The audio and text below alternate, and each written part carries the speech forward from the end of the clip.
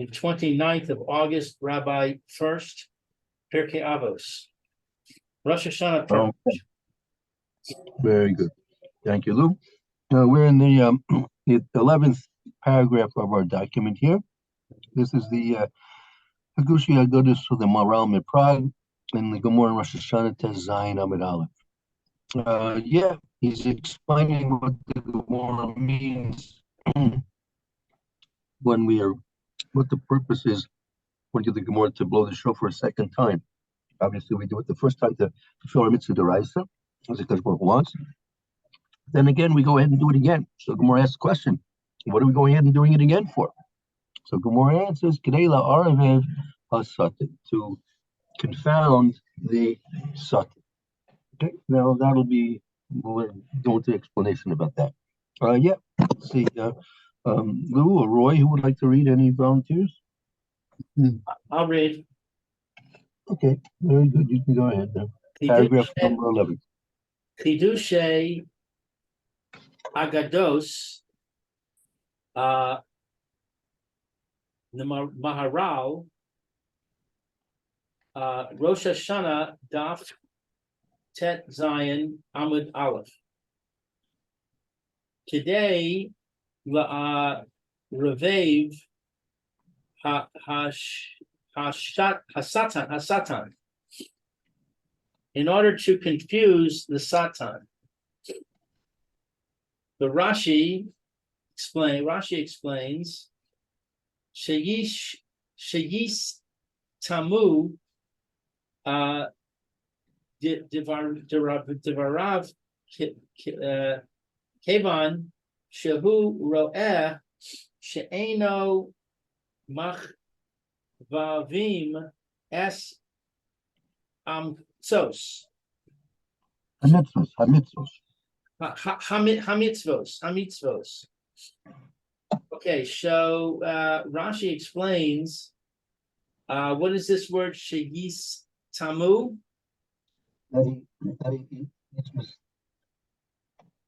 He is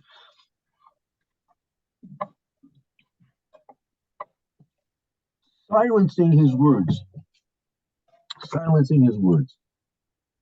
He's silencing his words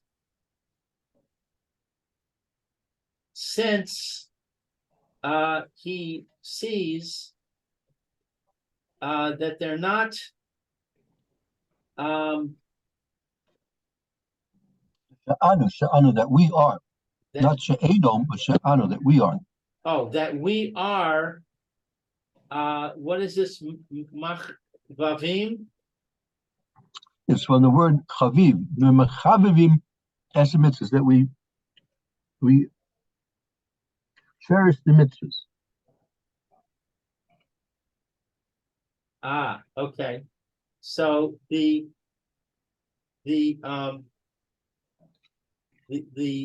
Satan is silenced because he sees that we're cherishing the mitzvahs because we're blowing the shofar. Right. Okay. Umihu lashon le'arvav lo mashma hachi. And the one who says cherishing, it's not actually here. Right. Does that not mean like miha lashon arvev? And from this lashon, from this expression, arvev lo mashmach, it doesn't seem to imply this. That word arvev doesn't imply what Rashi's pshat is. Arvev is the same word as chavivim? No, arvev is to confound the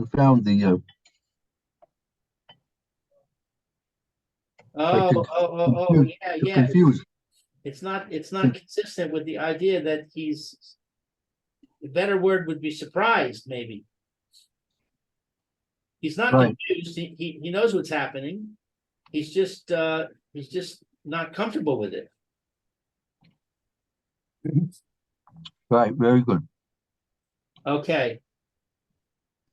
Dehayu lay the memar kidei lis tom p divrei asatan, and it is for him to say, or for us to say, in order to silence the mouth of the words of the Satan.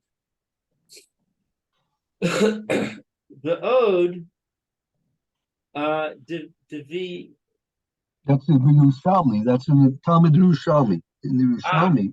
And also in the Yerushalmi, Amar Levala Hamos the Netzach the Chati B'Yom Hahu Yiska B'Shofar Gadol Kad Shema Zimna Chada. Now, this is going on forever. Let's see. In the Yerushalmi, it says, what is bivla? Ubala, this is an expression. Ubala hamavis lenetzach. It'll be swallowed. Death will be swallowed forever. I'm sorry, swallowed what? Forever. Forever. Netzach is forever. So it instead of saying he's confounded, it should say his words are swallowed forever. Well, the Yerushalmi says, I mean, when he hears the shofar, the Satan is saying to himself that this is the end. This is the end of death. Meaning the shofar is sounding the great shofar of Tkiyas Amesim, and death will no longer be in existence. So he says, this is what's occurring. He thinks to himself, this is what's occurring, that death is going to be no more.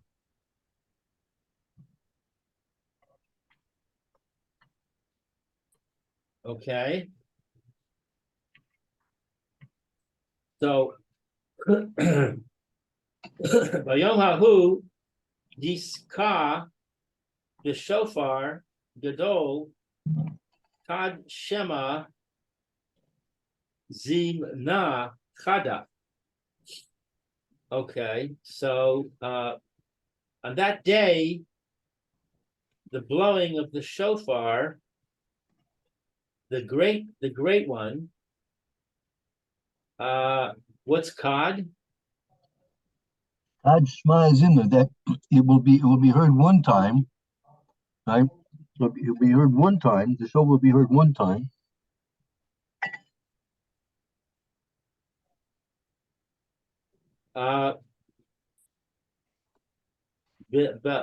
Bahayil, below Bahayil. What's Bahayil? Bahil is to become frantic, to become frantic. So, frantically, but not frantically? Right, you'll be a little bit this way, a little bit that way. Okay. So on that day, the great shofar is blown one time, this way and that way. Oh, and the Satan will become frantic, but not so frantic. You'll hear the shofar, and it'll become frantic, but not so frantic. Okay. He becomes frantic because he thinks, oy vey, this is the end. Right. But he doesn't become so frantic because he's not lost completely. Right. He's not sure he's not sure that this is the real end. Hold on, I'm sorry, I gotta take a call. Mm-hmm. Say overly. Hello? That's right. Hello? Overly. Mhm. Mm. He'll be surprised, but not frantic. Mm.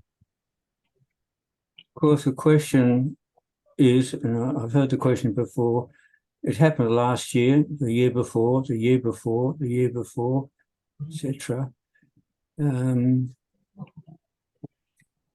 What's, sort of, you'd think that he'd know if you Right. take it literally.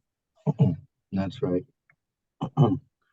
So that's a question which is asked, and so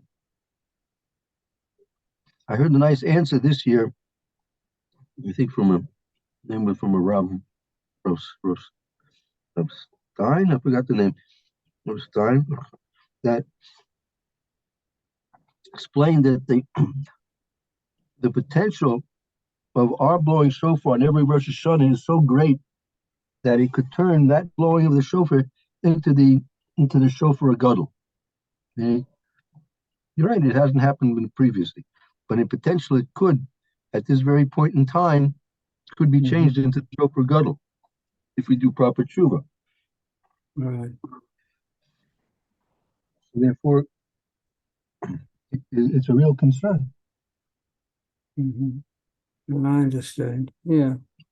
And it's not Yeah. he's not foolish that that he thinks this is not going to happen. He really believes that the Satan really believes it's going to happen. I mean, I'll speak to myself for a moment. I imagine if I had as much belief in it as the Satan did, it would be a lot different. Mm-hmm. The Satan probably believes a lot more in it than I do. Mm.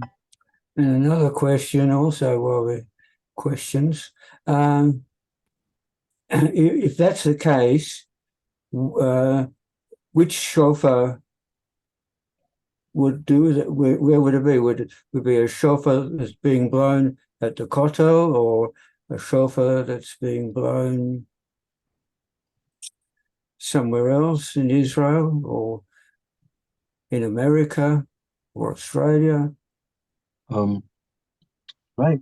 That it's hard to say. I'm not sure. When it happens, we'll probably know what happens, where and how it's.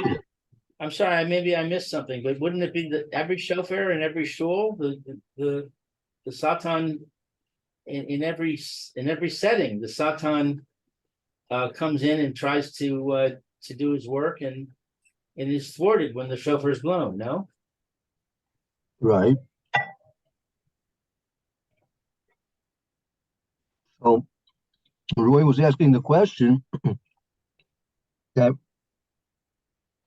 this has happened every year, and it hasn't happened yet. So who are we trying to fool, right? So I heard a very nice answer this year, as I told Roy a moment ago, that the point is that the potential for our blowing the shofar on fulfilling the mitzvah of Rosh Hashanah is so great that it could, in theory, be changed into the shofar gadol, meaning our actual blowing of the shofar on Rosh Hashanah could in fact be changed into the blowing of the shofar gadol, and the Satan knows that, right? So therefore, he's very concerned that that may be what's occurring, right? So he's very afraid of that, and so I was telling Roy that if I had the same belief in the reality of the shofar gadol, it could be that things would change radically and quickly and positively. if I had the same belief in it that the Sutton does. Um, so, but that's one of the things we should try and integrate into ourselves as well. That this could be the ultimate of blowing the shofar. It certainly has in potential that could happen. That's what makes the Sutton so afraid. So, yeah. So so we're trying to understand this idea of the shofar gadol. What is that? Right. I see. So Right. So, I'm a little bit concerned about the wording you used when you said if I believe, because my understanding is that we don't base our philosophy on the idea of belief. We base it on the idea of action. That I've got to do tshuva. I've got to change my ways. I've got to take it to heart. Just to say I believe, I don't think that's really a Jewish concept. I believe with perfect faith 13 times. right. No. So yeah. So it has to happen. We have the belief that the potential of the shofar is that it could be changed into the shofar gadol. Meaning, if we do, meaning based on what we have to believe that based on our actions, right? If we do what Hashem requires of us, our actions in fulfilling the ratzon of Hakadosh Baruch Hu, the will of Hakadosh Baruch Hu, that potential of our actions to change the situation is so great. That potential is so great that it could, in fact, change the whole situation around. That you have to believe in. That's an aspect of Emunah. Mm.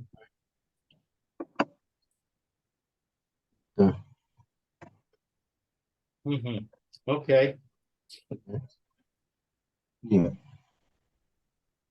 Right. But yeah, as our beliefs are always translated into actions. There are certain mitzvahs which are dependent entirely upon the leib, on in terms of makshava and feeling, and but in general, most mitzvahs are required. We have to require or required to actually do the mitzvahs, to do some type of a positive um, manifestation of our beliefs. Mm. But there's some mitzvahs that are also simply based on thought and belief. Okay. Okay, so this is where I have to leave you. So Oh, thank you very much, and I'll see you to Ma'at Hashem tomorrow.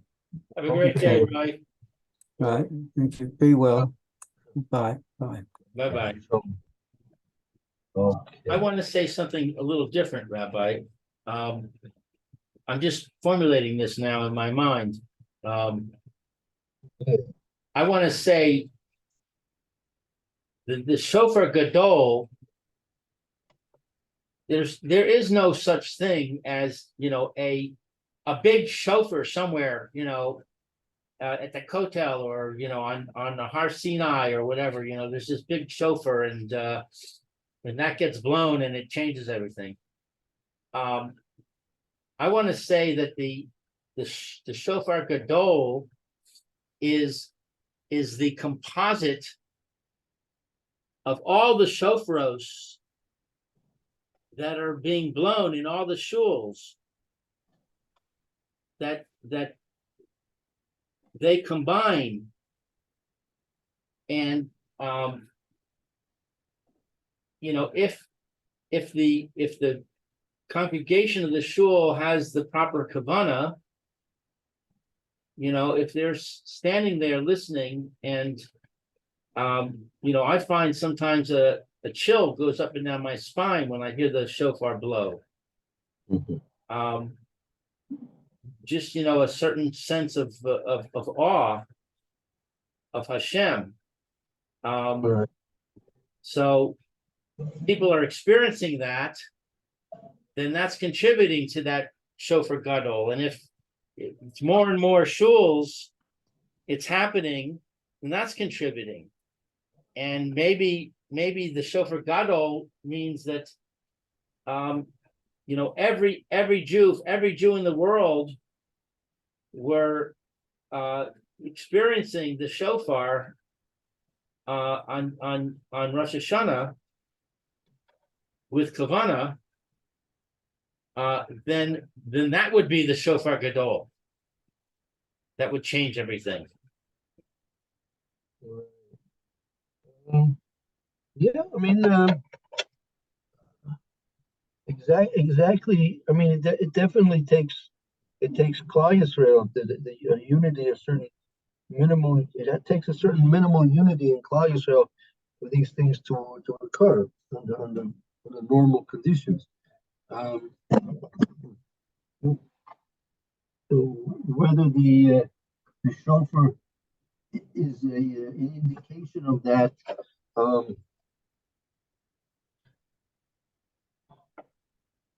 Have to see. It's significant that when all Klal Yisrael is doing something in this particular case, let's say the shofar, and Klal Yisrael all over the world, the Jews all over the world are doing this mitzvah more or less at the same time. That it creates a reality of fulfilling the Ratzon of HaKadosh Baruch Hu, that we are, in fact, fulfilling the will of HaKadosh Baruch Hu by blowing and listening to the shofar at that time on Rosh Hashanah. And that's the will that Hashem decrees to exist. And when we have that certain critical mass of Jewish people doing that self-save thing at that self-save time, then there's certain things which can occur. Right? Just like you have the critical mass, you have a nuclear reactor, and you have your critical mass of uranium, and once you have that critical mass, so then things can start to occur. Right. Yeah. That's consistent with what I'm thinking. Yeah. Yeah. Yeah. Maybe it doesn't have to be everybody, but you have some critical mass, like you're saying. That makes sense. Yeah, and only HaKadosh Baruch Hu knows exactly how much and exactly when, right? Right. Right. Yeah, but yeah, very good, very good. Mm-hmm. Right. Okay, so where did we skip to? Or I guess we have I saw that we were in the Yerushalmi. I guess we're toward the end. We have toward the end of the fourth line in paragraph 11. okay, so Vayihi Lanu. Yeah, V'hayalanu. V'hayalanu Lev Shalem La'avodaso Yisparach. And there will be for us a complete heart to serve Hashem. Ulefichach kasher hu shomea zimna chada kol excuse me.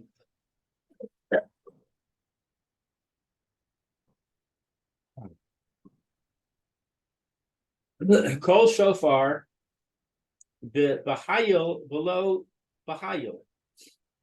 Okay, so it will be for us a complete heart to serve Hashem, and therefore, when he hears, when one hears,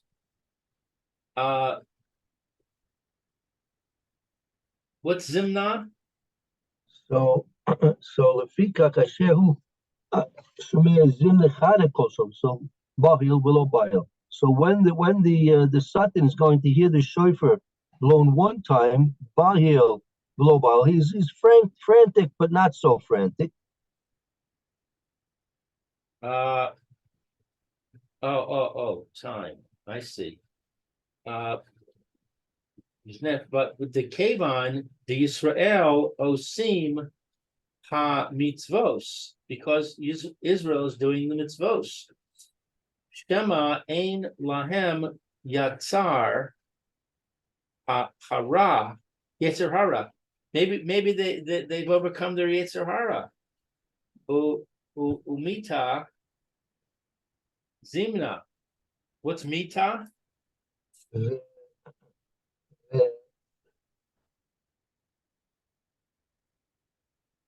It's arrived. I mean, it's the time. The time has arrived. La Blia, and the time has come for him to be swallowed up. Meaning for him to like disappear.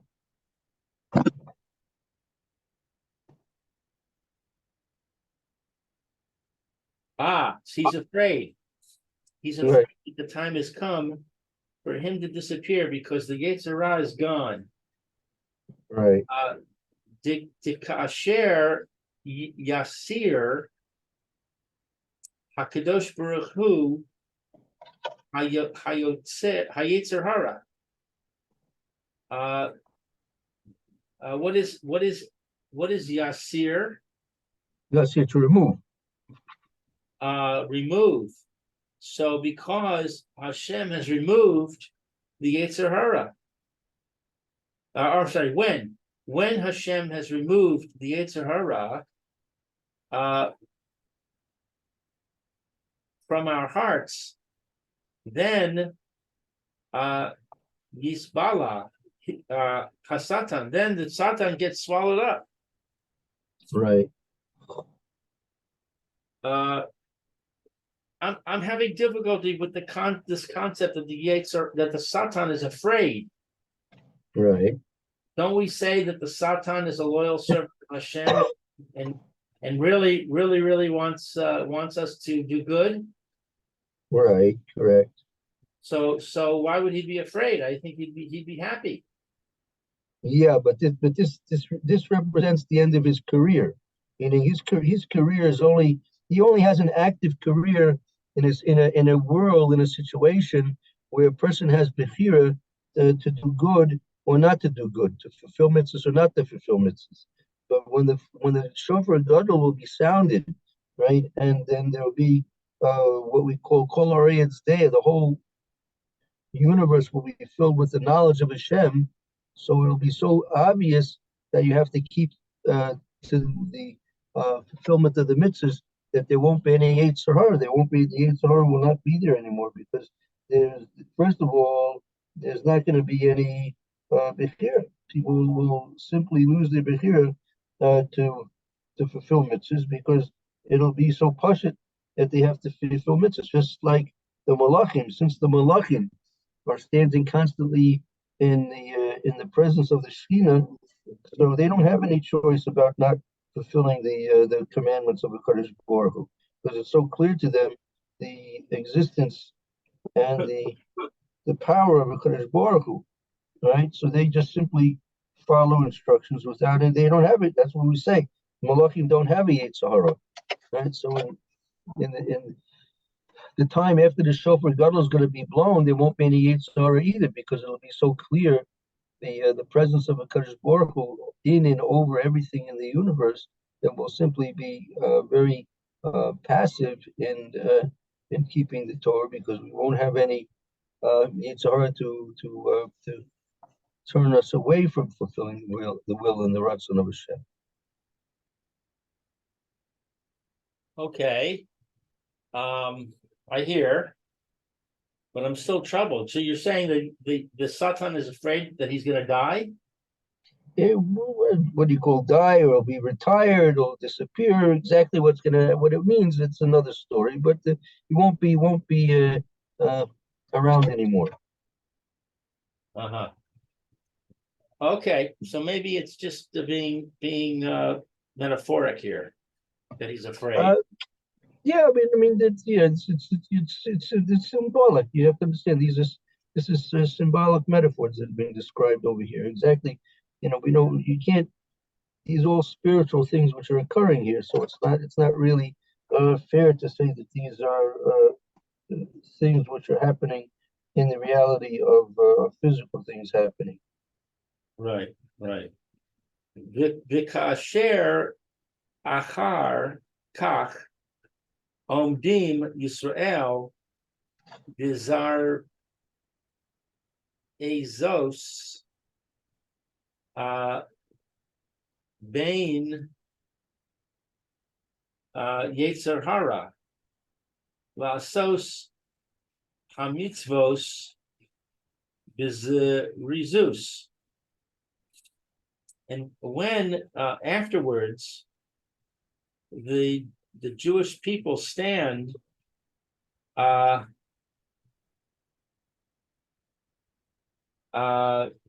bizir bizirizos, I don't know. Okay, so Bizirizos with alacrity, yeah, with enthusiasm. with enthusiasm, and there is no Yetzer Hara without the Yetzer Hara to do the mitzvahs with enthusiasm. Right. Amar bivadai ein Yetzer Hara beinehem umata zimna. And he says, certainly there's no Yetzer Hara in me, and the time has arrived.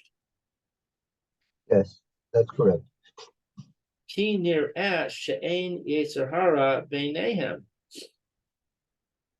When he sees that there is no Yetzer Hara in him, It'll appear there's no Yetzer Hara amongst them. Amongst them. What is this shin kaf kaf?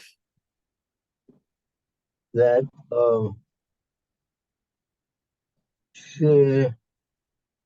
kamo shekasiv, right? Mechavavim, the mechavavim, and that's what it means when the word says mechavavim, that they cherish the mitzvahs, they're enthusiastic about the mitzvahs. I see. Hamitzvos lasos, to do the mitzvahs. They're enthusiastic to do the mitzvahs. Yes. Rizus.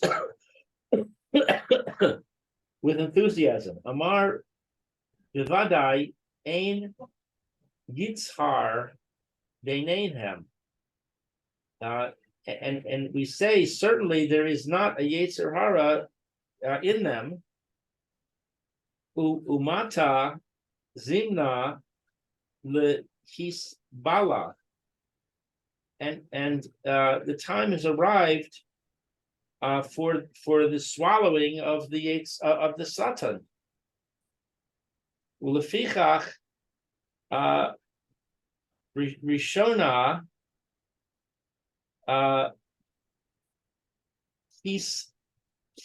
Kios Miyushav.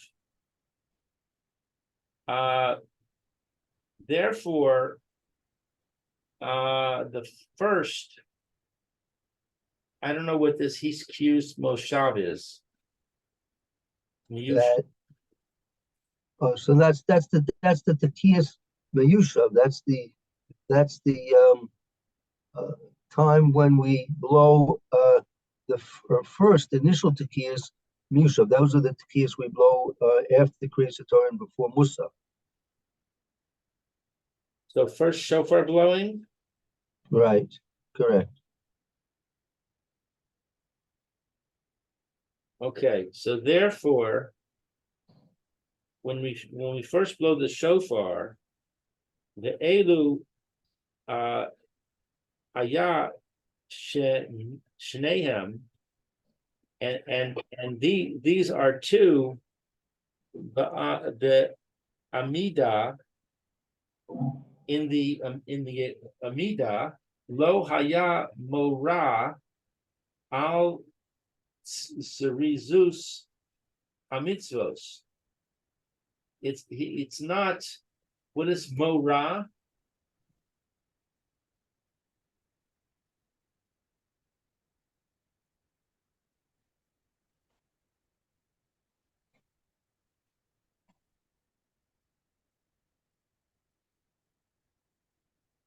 Rabbi, you there?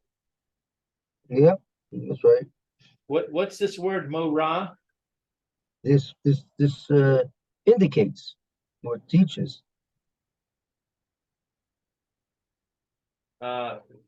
This teaches that we should be enthusiastic about the mitzvahs. But the fact that we do it a second time, the fact that we're doing it that we're doing it a second time when we're standing up, meaning when we repeat the tekiyas during the musaf, right? Lo hayamora ala zrizus hamitzvos, right? That is it not a indication of our enthusiasm for the mitzvahs?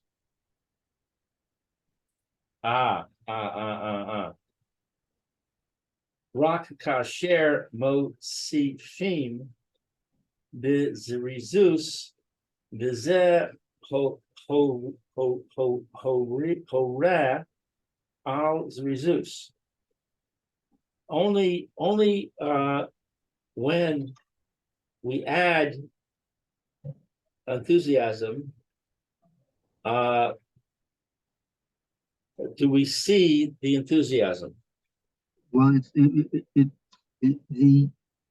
the combination. You need both sets of shofar blowing. You need the set of shofar blowing which takes place before musaf, and that's the primary mitzvah which we're commanded to do. So then, as he's explaining, why is it then that we go back and repeat and do the mitzvahs again, to show how we love, how much we cherish, and how beloved the mitzvahs are upon us. And it wouldn't be enough if we simply did one set without the other, because having just one set of blowing the shofar doesn't indicate any specific enthusiasm for the mitzvah. But when you have two back to back, then that's an indication of our enthusiasm, our reasons for the mitzvah. Got it. Okay, very good. Fine. All right, it's a good time to take a break. I think we won't start the next paragraph. Save that for tomorrow. Okay, so we're up to 12 then, right? Right. Let's just make a point to make a point that we're starting with 12 tomorrow. Okay. I got a marker here. Very good. All right, Rabbi, thank you so much. Very good. We'll take a short break and we'll come back soon and start the Mr. Brewer. Excellent. Okay, I'll see you then. Okay. See you soon, Lou. Very good.